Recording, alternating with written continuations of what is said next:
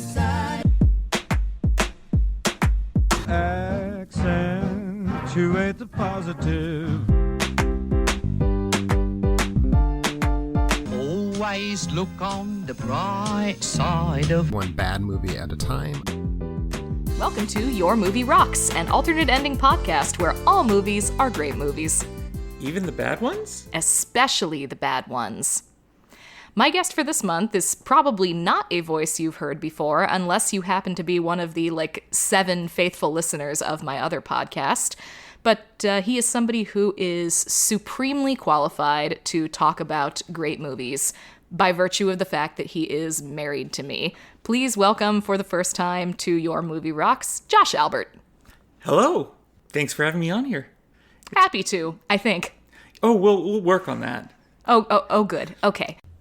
So, in case you are joining us for the first time, let me give you a little explanation of how this show works. For every show, my guest assigns me a movie to watch, and we discuss the movie. Just like the 10,000 other movie podcasts you listen to, except that there's a catch. No matter what, I am only allowed to say nice things about the movie. My guests can say whatever they want, but me, only nice things. And furthermore, only sincere nice things. Not, I loved it when the boom mic put a shadow on that guy's face for 5 scenes in a row. If I have nothing nice to say, I'm lying because every movie does something right.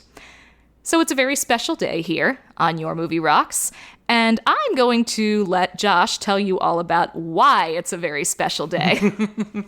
Why, thank you.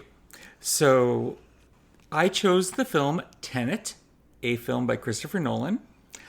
That was not what I was thinking about doing initially, but I learned fairly recently that among those in the alternate ending community, Tenet is a special film. Because... Special is one word for it. Because there are opinions on it. Very strong ones.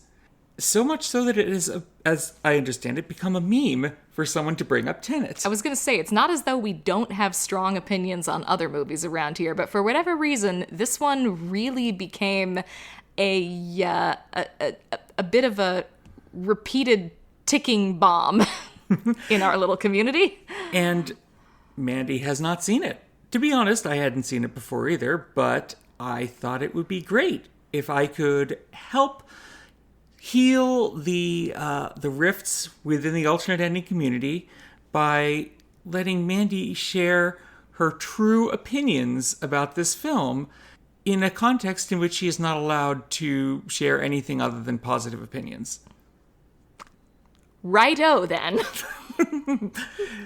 So because you chose this movie that you had never seen before, which was very brave of you, by the way, you also get to tell everybody who hasn't seen the movie, because believe it or not, there are some of those still.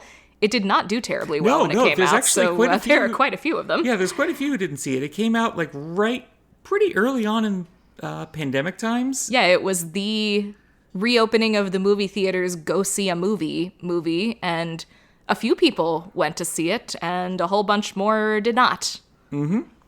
I can understand why you might want to see it in the theater. This was definitely a movie that is crying out to be seen on a big screen. But, it wasn't a great time for theaters in general at the time. No, but in any case, to complete the sentence that I failed to complete earlier, you get the honor of telling everybody what this movie is about. Right. So this is Tenet. It is a Christopher Nolan film from August or September of 2020, depending on where you are in the world. It's a spy film and also a sci-fi time travel film. There will be some spoilers in this podcast, but I think that goes without saying. There always are, yes. Yeah. As always, extreme spoiler zone. If you haven't seen the movie and you want to see the movie first, go watch the movie and come back. So the protagonist of this movie, whom we shall call the protagonist, because that is all he is ever referred to as. We'll talk about that. He is a CIA person who goes on a operation that does not seem to go so well. And he is, at one point, given the opportunity to take a suicide pill to avoid torture and interrogation, and discovers that, nope, that was not actually killing him. That was a test. He has passed the test.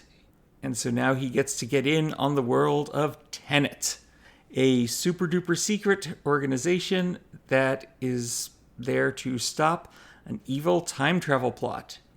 Because now there is a technology that allows people to invert objects or people or anything and make them go backwards in time instead of forwards in time. And we get to see all of the things that this would lead to, and probably some more as well. And the film does an interesting job of being both a spy film as well as a interesting sci-fi time travel-y thing. And also, Russian Kenneth Branagh is going to use this to cause the apocalypse.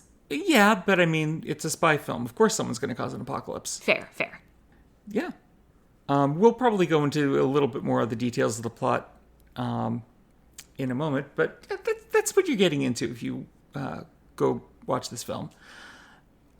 Are you going to ask me what I thought of this movie? Oh, I should have probably thought to do that. Well, I loved this movie.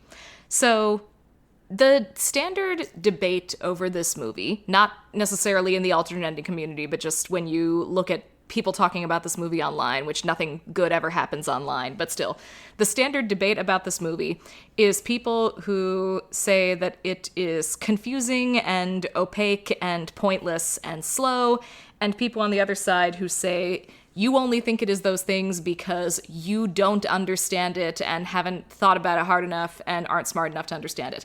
And I, somebody who loved this movie, am here to say that all of those people are getting it wrong. Ooh. It is neither super duper opaque and confusing and unexplained and impenetrable and all that stuff, nor is it terribly difficult to understand, even if you don't think about it very much.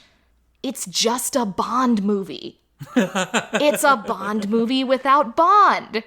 And what's more, it's, miracle of miracles, a fun Bond movie. Amazing that we could have one of those in the year of our Lord. I guess it was 2020 at the time, but even in the year of our Lord, the 21st century, to be honest. It's nice, isn't it? Ain't it just? Yeah, so I guess let's talk about that. So this is how did it do as a spy film? It's a really fun spy film. So it's not a think piece. It's not like I keep wanting to compare it to a movie I haven't actually seen, a movie that I only know based on its reputation, which is Primer.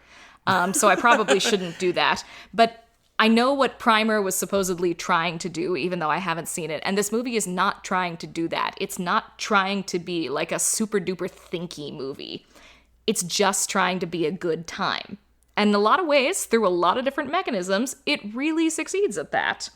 And the first way that it succeeds at being like a goofy action lark that is very good at being a goofy action lark is the cast, which is across the board excellent. It is.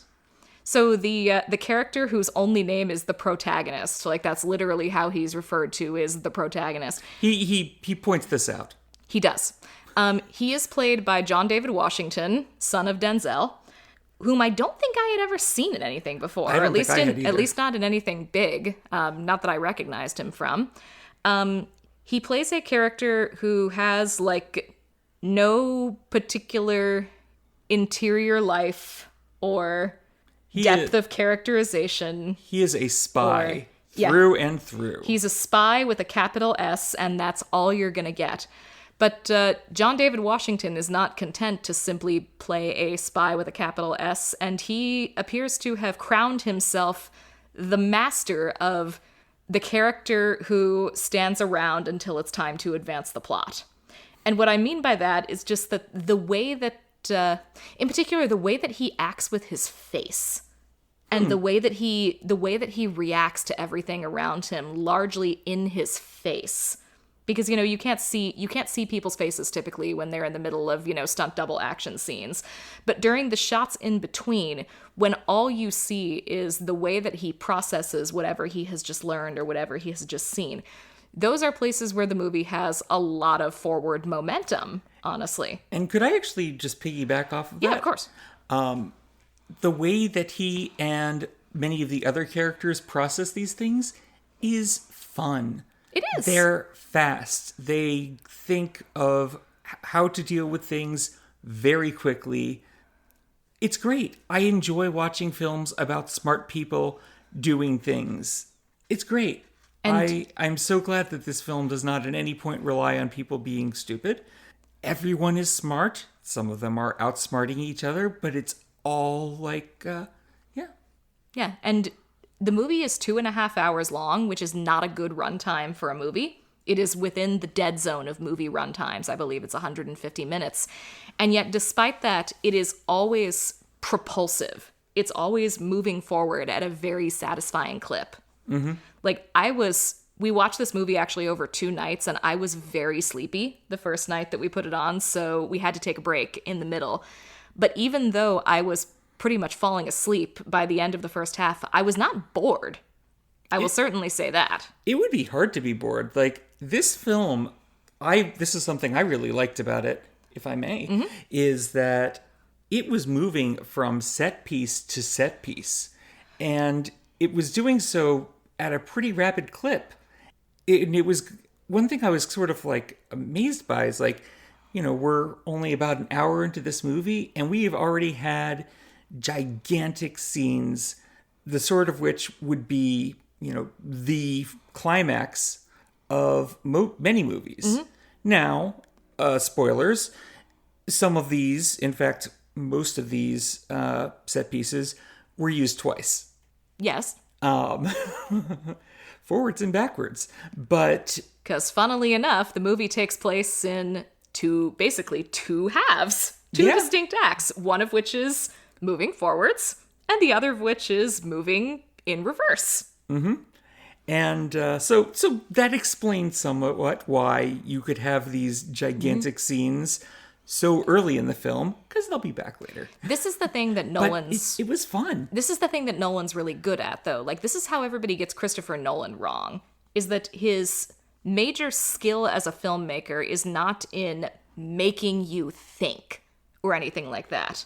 His major skill as a filmmaker is making films that move, in which people are constantly moving and stuff is constantly moving and silly lines of dialogue are constantly flying back and forth at a really satisfying clip. And like, I don't need to think that hard about this. You're not required to treat the movie as a puzzle box in order to enjoy it. You can just watch the movie and leave it behind and have it be perfectly disposable. And I honestly think that for many of us is going to be the best way to enjoy it.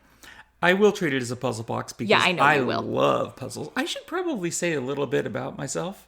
Sure. I have a background in particle physics. So in this movie, one of the, they say some things that, like Wheeler, Feynman, whatever. There's actually some very interesting stuff about particles and antiparticles going forwards and backwards in time, which, kind of I can see how Nolan got the idea for this film. And I really enjoyed that.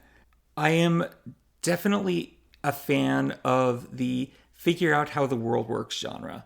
And that goes for movies and for video games. Those are my jam. I think probably my favorite game of all time is Outer Wilds, which is nothing but a time loop, figure out how the world works game.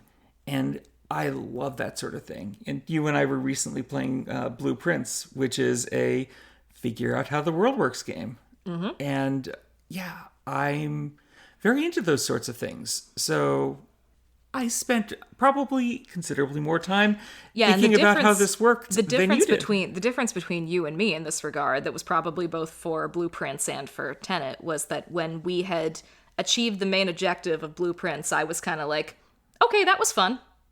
And you wanted to continue digging into every single nook and cranny of it. Because there was more. So I am not at all surprised to hear that this is also the way that you approached Tenet and also the other Christopher Nolan films. Yes. We have a little bit of a history with Christopher Nolan films here. Uh-huh. We went to see Inception together, back when Inception came out. And left with very different opinions of the film. Positives, positives. Oh, you have to be positive about all film? I didn't say that. I just said we're trying to maintain positive vibes. Yeah. So I was curious how you like this one, and I'm so glad to hear that you loved it. Indeed, I loved it. You know what else I loved? Since Yeah. we're still on we talked about John David Washington, but there are other actors that I want to throw shout outs to as well. The kind of main trio is rounded out by Robert Pattinson, is his continual post-Twilight bid to prove that he's a serious actor, and Elizabeth Debicki, who respectively play the protagonist's CIA handler and the estranged wife of Russian Kenneth Branagh, who's the big bad guy of the piece. You can also call them Neil and Kat if you want. I could, but that would be no fun. Fair enough. So Robert Pattinson and Elizabeth Debicki, she is actually the one that I want to call attention to more because they both did very well, but she had the much more difficult job. And her much more difficult job was to play a woman written by Christopher Nolan in a manner that actually feels like a human woman from planet Earth. That is indeed a tall order. It is. And again, she, very much like John David Washington, refused to be contained by the role that had been written for her, which in his case was just a spy, a James Bond with even less personality on the page than James Bond typically has. And for her was a mom with a capital M. Like, her entire personality is that she really, really, really loves her son. She really loves her son, and she's trapped in a marriage. And she's trapped in a marriage. That's the other significant part. She really wants out of it. She does, but she's kind of tied to it by her love for her son and also by the fact that her husband has a whole lot of dirt on her. I think that, to me, the whole lot of dirt thing made very little sense. It did. But yes, she loves her son. Yeah, the whole lot of dirt thing did not make a ton of sense, but also I don't care because, again, I'm not thinking about this in terms of it's a smart movie. There are a lot of things in silly action larks that don't make a lot of sense. But anyway, she loves her son a whole lot. And the thing was, I really believed that her son was the one thing tying her to this world. Woman made me feel her pain. And like, you know, as the mother of a young son, I might be somewhat susceptible to this sort of thing. But I do not think every actress would have been able to bring that level of like pathos to this character that she did. She was, I think, the breakout star. I think the so. Film. Yeah. Yeah. She again was very adept at using her face to bring more to everything that was going on than was actually presented to her to work with. Mm-hmm. There is one more character who really stands out, and that would be the antagonist. Yes, Russian Kenneth Branagh. Yeah, Russian Kenneth Branagh. He had a name, but he's Russian Kenneth Branagh. Would you like to talk about his name? Would I? So can I say positive things about it? It's Andre. That's a nice name, I guess. Yeah, so you can say positive things about it, but you know what would make things even more positive? No. I've seen how positive you can be about things that relate to early medieval stuff. I listen to the Agora podcast. So there is... I have no idea what is happening right now. So there is... And this actually goes back to Roman times. There is this strange thing called a satyr square. Okay. This is a 5x5 grid of letters forming the words from top to bottom: sator, arepo, tenet, opera, rotas. Ah, and that goes back to Roman times? They found it in Pompeii. Oh. Like, they actually thought that it was, like 6th century sort of stuff. But then so they you're found serious about this. I'm serious about this. Then they found it in the ruins of Pompeii, which said that, it had to be from at least that far back. The meaning of this is a mystery. There were possible translations to this, possibly something along the lines of the sower or farmer, arepo, guides the wheel skillfully, perhaps. Arepo is not a word that is known. It's assumed to be a name. Okay. But everything else is a Latin word. Uh-huh. And, this is a palindrome, like doubly so. More than doubly. You can flip it left, right, up, down. All comes out the same. And every single one of these words is in the movie. Tenet, obviously, is the title of the film. Yes. Andre Sator is the name of the antagonist. And Arepo is the art forger. Arepo is the art forger, and he owns a company that the Russian bad guy does called Rotas. And the big climactic scene at the beginning. takes Takes place place in the opera. Yes, the big climactic scene at the beginning. You heard that correctly, because that's the sort of movie this is. It is, and it actually is a good scene. You know what I should do? I should just take a stone and carve some absolute nonsense into it, so that should we ever be, buried under ash from the Yellowstone supervolcano, a future alien archaeologist will find it and spend centuries puzzling over what it all means. Mm-hmm. Anyway, Nolan was clearly doing something with this. He discovered this and decided that sounded like fun. Yeah, I assume that was one of the things he found. I assume also while he was working on Interstellar, he talked with Kip Thorne and got ideas about particles going backwards and forwards in time. Okay. As you do. As you do. And this movie came out of it all. Yeah, no, this appears to be the movie where he most embraced the Hideo Kojima school of making things, which is to read some articles on the internet and get really excited about whatever you just saw. And then just fearlessly make a movie about it. Movie, video game, whatever. Well, I think Kojima does brilliant work. Yeah. But that's getting off topic a little bit. Indeed. But yes, I had been trying to think. I read about Sator Square, and I'm like, why does that sound familiar? Because unlike you, I'm not that likely to run into medieval things that much. Mm-hmm. Terry Pratchett named the central square of Ankh-Morpork Park, Sator Square, as a little, joke. Cute. Okay. Maybe that's where he discovered it. Maybe. Speaking of Terry Pratchett and also Christopher Nolan, a thing that they have in common is that they're both Brits. And a small but significant thing that this movie did that I really loved was making fun of snobby Brits. They have a controlling interest in snobbery. They do, indeed.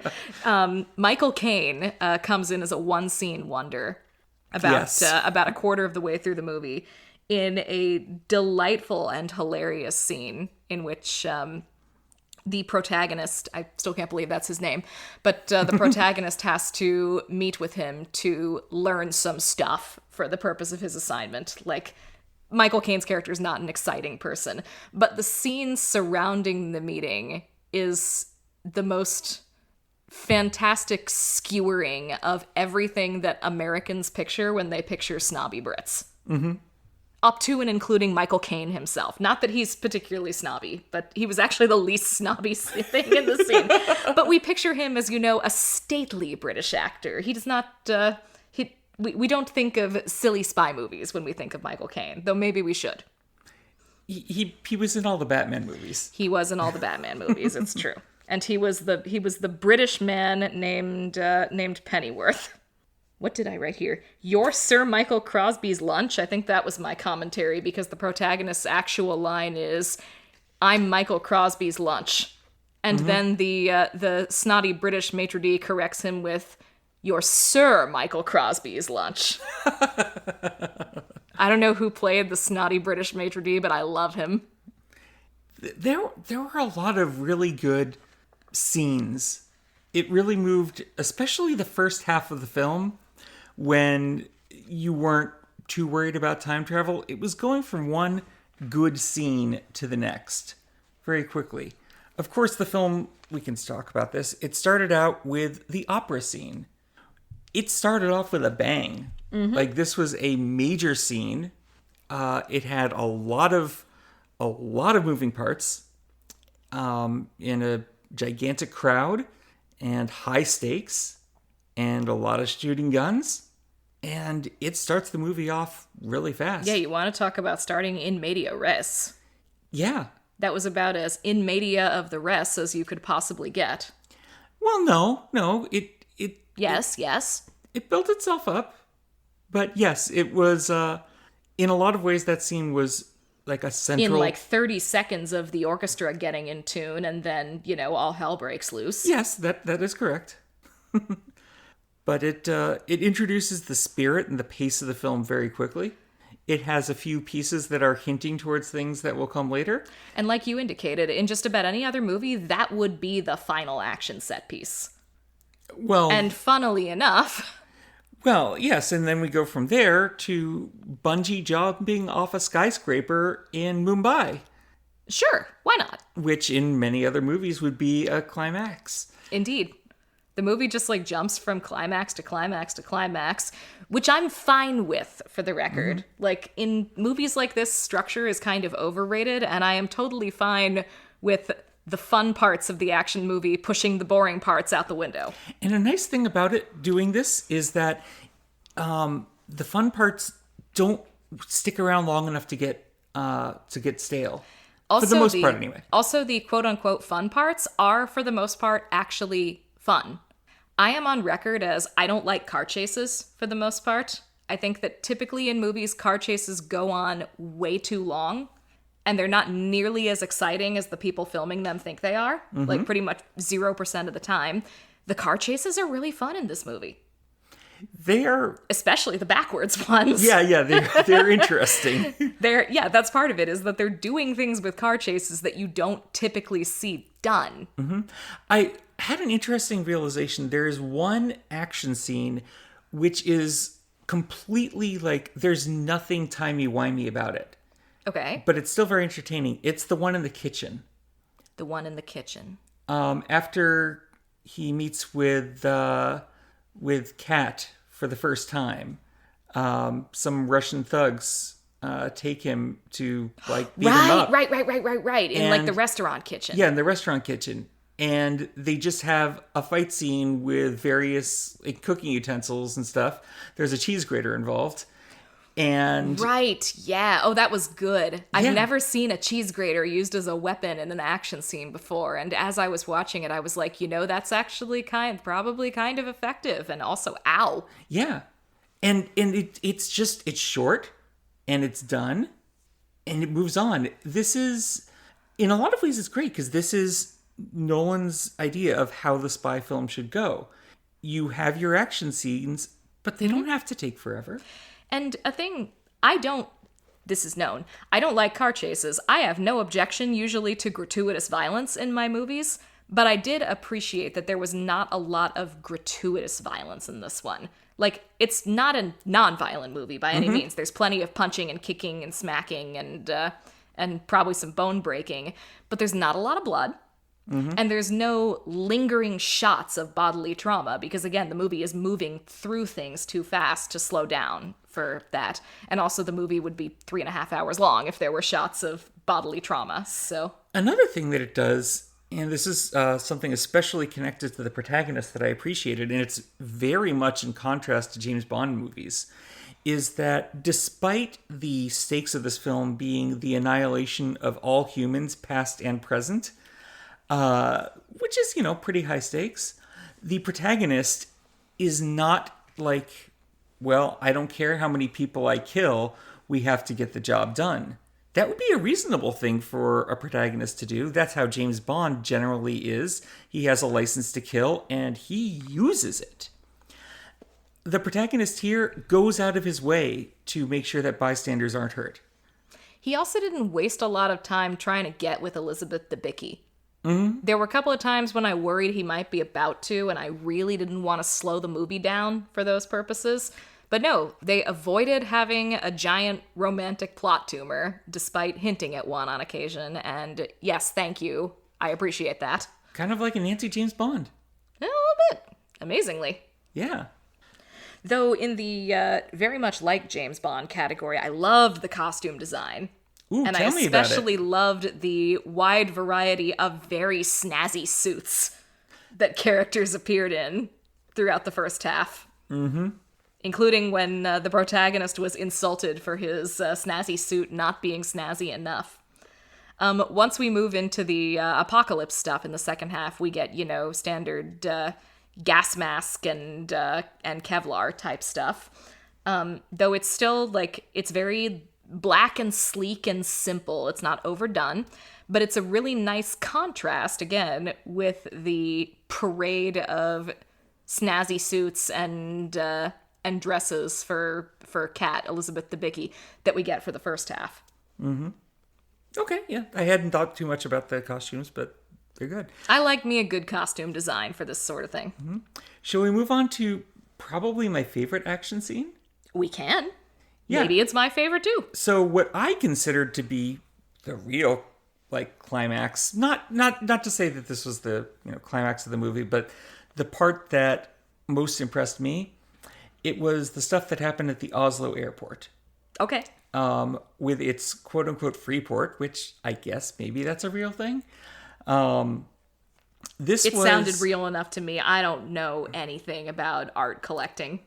This is a complicated action scene. It also serves as the introduction to the reversing of the inverting of people. Ah, yes. But it does that. That's kind of like the end of this scene. The beginning of this scene is they hijack a 747. They're very careful to make sure that all pilots and crew are removed from the plane, and they drive it into the airport to create a diversion. And they run over a bunch of cars. Yeah. Oh, and they're throwing gold bricks out the back of the airplane to make sure that no one's looking at what's happening at the building. They're all going to be looking at the gold. It's so funny. It's so over the top. Yeah. And did you know? So Christopher Nolan has gone very big on practical effects. He bought a 747 and crashed it. What did he crash it into? Like a constructed set. Did he also buy gold bricks and throw them at the back of the plane? I don't know. They're probably, you know how they are. They're probably plastic, yes. Yes, but yeah, they thought about doing this with a model. They thought about doing it with CG. They decided. And Christopher Nolan was like, you know what? I'm rich. Well, actually, some of them thought this would be the cheaper way to do it because they did not buy a new 747. They bought an old broken one. Oh, well then. They bought an old broken one.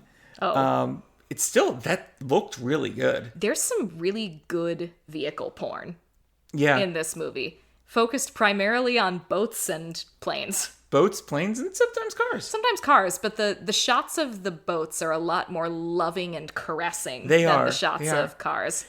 But this action scene... Oh, yes? You know what it reminded me of? Yes? It reminded me of the extremely long flight out of space dock in Star Trek The Motion Picture.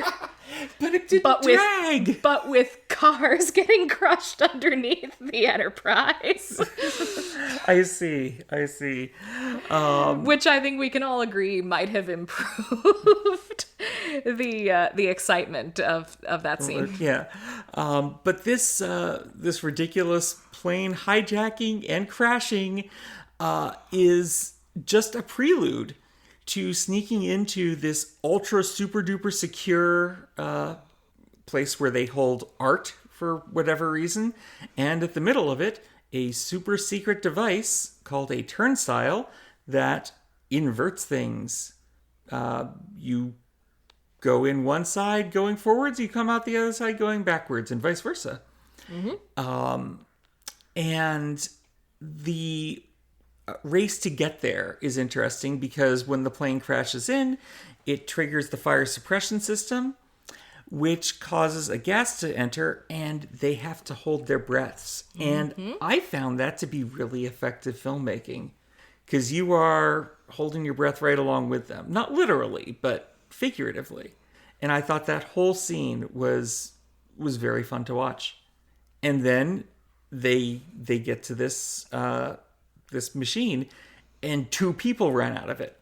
One forwards, one backwards.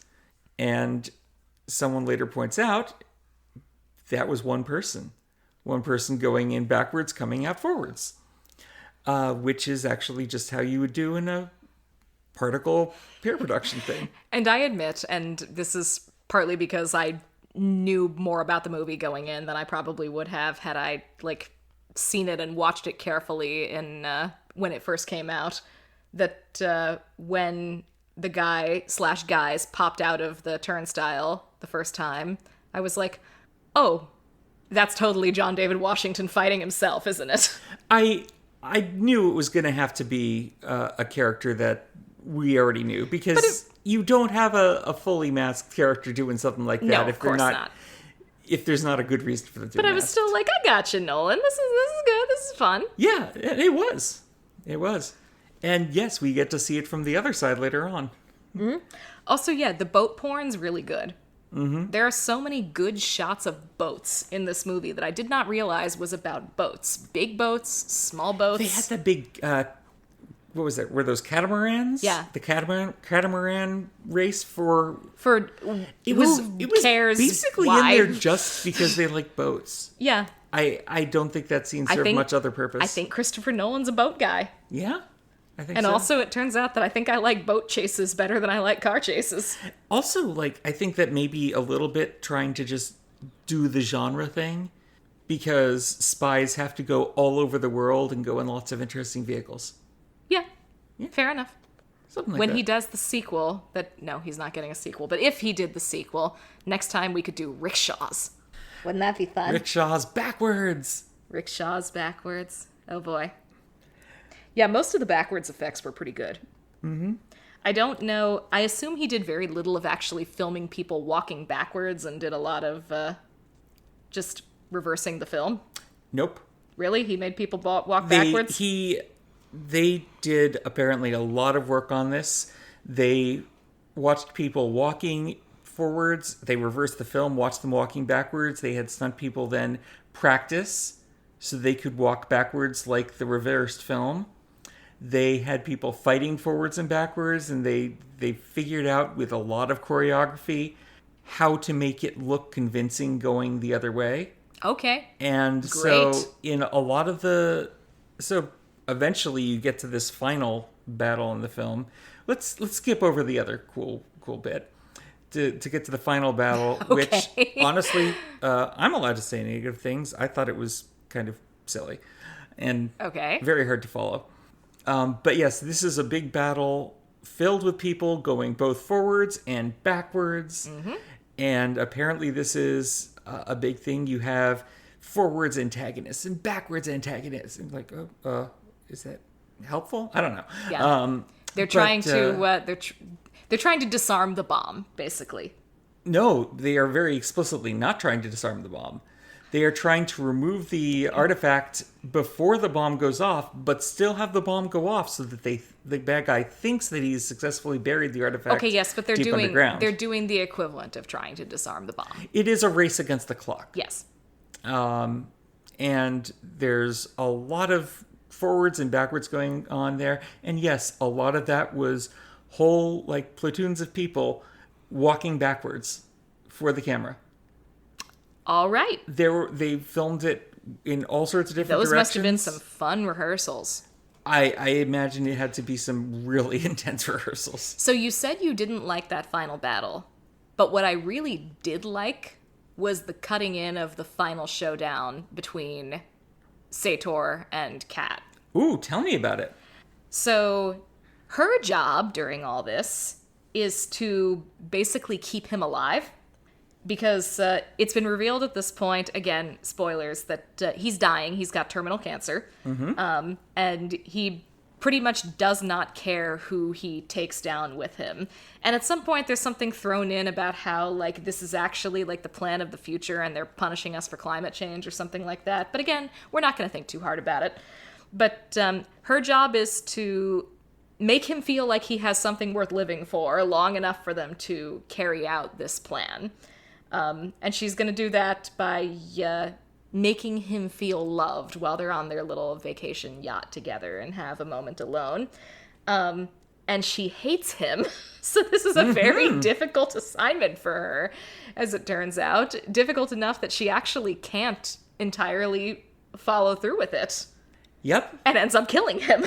Yep. The one thing she was not supposed to do. Indeed. And it definitely adds a wrinkle to things that I was not anticipating. I don't like end of the world stakes in movies. Because I know that, like, yes, that should be the highest stakes possible, but you know they're not going to end the world. Nobody ever ends the world in movies. Even in movies where they end the world, like in 2012, they don't actually end the world. Everybody's fine at the end. Everybody you care about is fine. But when they add in a little, very small, very personal wrinkle, like, is this lady going to be able to keep her cool long enough to not screw up her part of the mission? That actually feels like much higher stakes than, is the world going to end? Because you know it's not, but you don't know how she's going to handle the situation that she's in. Mm-hmm. Yeah, it also turns out that it didn't really matter. There's a lot of timey-wimey stuff. I think I've got a grasp on it. She didn't actually need to keep him from killing himself, but keeping him distracted was a help. Mm-hmm. And if they had failed in their mission, then they would definitely need to keep him from dying. Mm-hmm. But they didn't fail in their mission, so it worked out. Yay! I also liked a line from Robert Pattinson earlier. He was asked, like, if, the fact that we're still here, does that mean that we succeeded? He says, I'd like to hope so. Something like that. He's quite good at making Christopher Nolan dialogue sound like things humans would say spontaneously. Mm-hmm. Like, okay, Robert, we know you're a good actor now, buddy. It's okay. You can stop trying so hard. You have successfully shaken off your early years, and also they're not really anything to be ashamed of anyway. Mm-hmm. Seriously, he's Cedric Diggory's great. Okay. We'll pretend that's what we were all talking about. Absolutely. Also, we were watching it with subtitles on, and this film may have had my very favorite subtitle I have ever seen in a movie, which was Seagulls Cawing in Reverse. That happened. How can you tell that the seagulls are cawing in reverse? If the subtitles hadn't told me, I'm not sure that I would have noticed. But I'm very glad. They were flying backwards, too. I'm glad that appeared on screen and clarified for me that everything was going backwards at that time, including the noises that the seagulls were making. Yes. Okay, so I know we've been focusing on this as a spy film. Uh-huh. It was still also a interesting time travel movie. Okay. I don't think I had ever seen time travel approached quite like this before. I'm not sure that I had either. You can go forwards or backwards, but you're still going at the same speed. Okay. And you can use that to go well into the past. You can... It has a lot of interesting things about it. I spent far too much time thinking about it. I think Nolan managed to make a fair number of things work. If you try really hard, you can make even more things work. Definitely not everything works. But you have to decide, like, at what point am I going to just say, okay, fine, it's fun. Yeah, you do have to decide that. And I think that, all in all, it was fun. Okay. There are going to be people who... I think it's interesting. Probably the people who have the strongest opinions that we were describing earlier, either you're not smart enough or this movie is garbage, they're taking it very seriously. Yeah, so between, like, the dumb, annoying people that you frequently see arguing on the internet, the argument seems to be, like, are you, the viewer, too dumb for this movie or too smart for this movie? And that's a silly argument to be having. The argument that I see among the people who are less annoying is typically more like, is this movie fun or is it boring? Mm-hmm. Yeah, and I don't think it's boring. I do think it's fun. I very much like things that have no plot holes and do really fascinating, interesting, difficult things. Mm-hmm. But as long as I'm having fun, I can let it go. Yeah. And that's why things like Pacific Rim, it's giant plot holes everywhere, but oh boy, is it fun. See, I didn't think Pacific Rim was that fun. But you want to know what the biggest difference for me between Tenet and Pacific Rim is? And this is yet another point in Tenet's favor. In Tenet, I can see what's going on. Oh, you want to talk about visuals? And that is a freaking miracle in the 2020s. That Christopher Nolan bought some lights and turned them on while he was making his movie? Well, I mean, you can't hear it under the soundtrack, so he's got to give you at least one of the senses. You can't hear the lights? Yeah, you can't hear the lights under the soundtrack. You can hear things, and we haven't even talked about the music in the movie yet. But, no, I can see everything that's going on. And sometimes I can see him, like, using light and color in clever ways, like the red and blue. The red-blue contrast. It's very unsubtle and silly, but it's cool looking, so who cares? Mm-hmm. Yeah, red I think generally represents forward going, blue represents reverse going. And, like, talking about the boat porn as well, the light on the water in the water scenes is so striking. And one of my favorite moments from a visual point is that so early on, before, all the time travel-y stuff starts happening, Kat talks about how when she left her estranged husband's boat during their vacation after he made her really, really mad because of something to do with their son, she saw a woman diving off the edge of the yacht. And of course, later on, we find out that the woman is another version of her. It's a Christopher Nolan movie. There can be only one important woman at any given time. But the scene where we see that it is her diving off the edge is lit so beautifully that it almost looks like a scene snuck in from a romantic movie. Interesting. It was, I don't even know how to describe the tone that it created with those lights, but it's just like this very almost serene moment stuck into a movie that is anything but serene for 99.9% of its runtime. Mm-hmm. It did have its moments, definitely. Mm-hmm. Also, can we talk about the score? Sure. Score's great. They did some interesting things, especially where you hear music, like the music kind of goes both forwards and backwards too. It does. Like, I know the big selling point is all the funky stuff that Ludwig Göransson is doing with motifs that can go both forwards and backwards, and they sound sort of the same regardless. But I care about that a lot less than I care about the fact that the soundtrack, again, really moves. Yeah. Like, the movie would not feel quite so propulsive, I don't think, without that, how do you describe it? It's almost like a dance beat. Driving. Yeah. It's a driving, weird, off-kilter dance beat throughout most of the chase and action scenes. Mm-hmm. And it works. Mm-hmm. And you can tell Nolan's really proud of it because he puts it right at the front of the sound mix all the time. Oh, yeah. That is what he wants you to hear. Mm-hmm.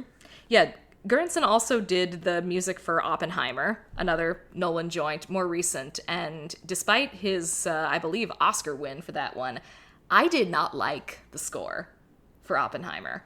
Or at least I did not like where the score for Oppenheimer was, because it's always blorping away in the foreground of every scene where it really needs to shut the hell up.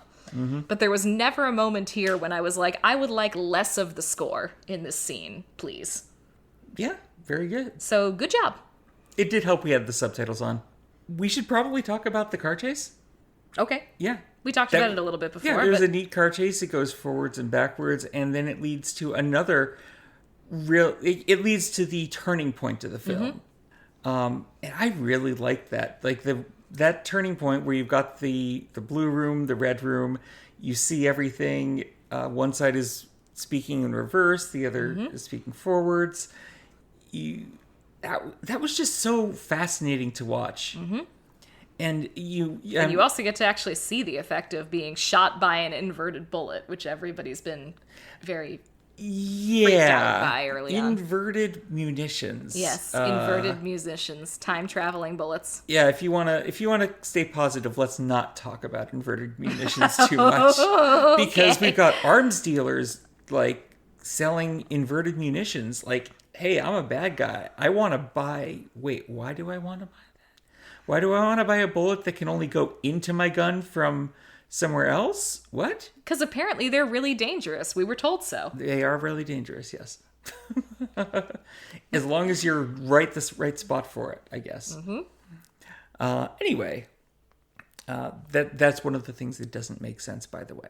Okay. Yeah, we'll not worry too much about that. Yeah. And then the bad guy goes into the turnstile, disappears because he just went back in time, and then you see it from his perspective going backwards.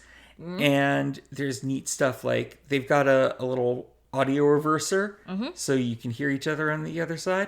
And for example, you can hear the reversed version of his audio before he says it. Yeah. Because that's how it has to be. Like, Nolan did in fact think a lot about all of the effects that you're going to get here. And I appreciate that, like, he kind of did it so that I didn't have to. Yeah, no, he's not like, oh, here, look at this. No, he's doing it because he wants to do it right. He largely didn't do the thing that really annoyed me in Inception, where the movie spends like half of its runtime explaining how it's supposed to work. They did remarkably little explanation here. Like, I kind of appreciate it when somebody just trusts me to figure it out. So I'm glad we matured a little bit in the 10 years. 10 years? Never mind. He did... Don't even. Yeah. He did trust the audience a lot more to either figure it out or to not care. And, yeah, I think that's a good choice. We should stick with that. Yeah. I think we're getting close to the end of this. Yeah, I've basically covered. I've just got a couple other points. One fun thing, that ridiculous scene where they, in the final battle, where they... the building is unblown up and then reblown up in a different way. Remarkably, that's a model. That's not CG. Why not? Yeah, they do crazy things. It's a model. It's like compositing. You can't actually do that. But even though at the end the thing that we all knew it was coming. Neil explains, haven't you figured it out? You were the one who recruited me. And I'm like, oh, well, yeah, we knew that, even if the protagonist didn't. But then he goes on to say, and so for me, this is the end of a long friendship. And for you, it's the beginning. And that's like, I thought that was very sweet. A very sweet kind of note to end on. Yeah, that is cute. Yeah. The twist we all saw coming a mile away, but the making it about friendship, I kind of like that. It's also, like, it really is okay if you see the twist coming, if they still get there in an interesting way. Yeah. So, yeah, I think we've talked about Tenet. I think we have. Aren't you glad that I got you to watch an entire movie about a temporal Cold War?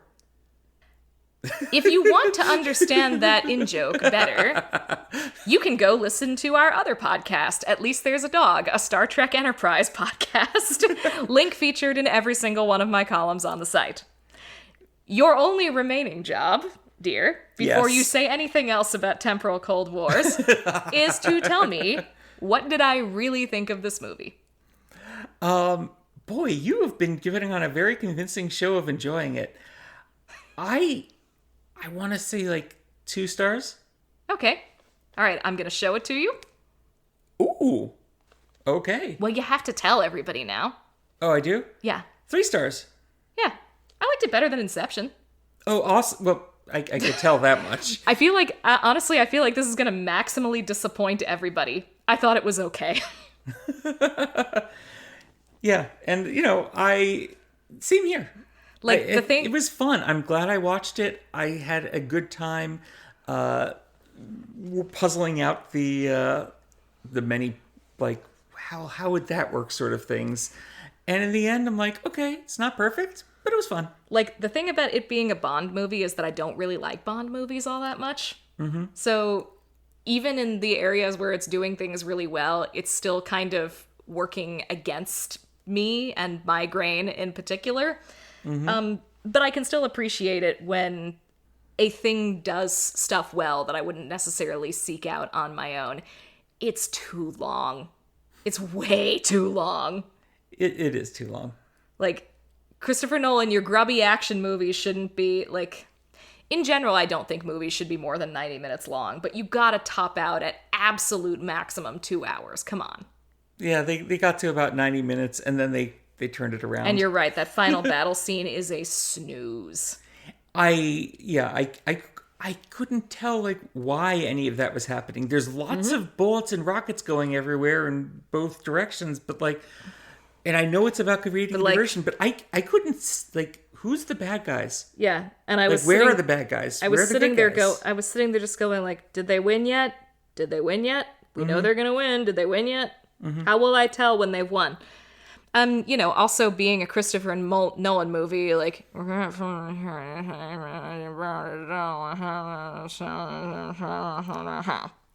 and backwards. Yeah. Thank God for subtitles, because you can't freaking understand anything anybody says otherwise. Yeah. So, is our marriage going to continue? I think we're going to be okay. You've made me watch worse things than this before, and I've made you watch way worse things than this before. You have made me watch much worse things than this before. You watched The Last Airbender with me recently. I regret that so much. I did tell you didn't have to. Oh my gosh. Let us point that out. All right. Go read your column. Yeah, go read my column, everybody. Okay, well, that concludes another delightful outing with Your Movie Rocks.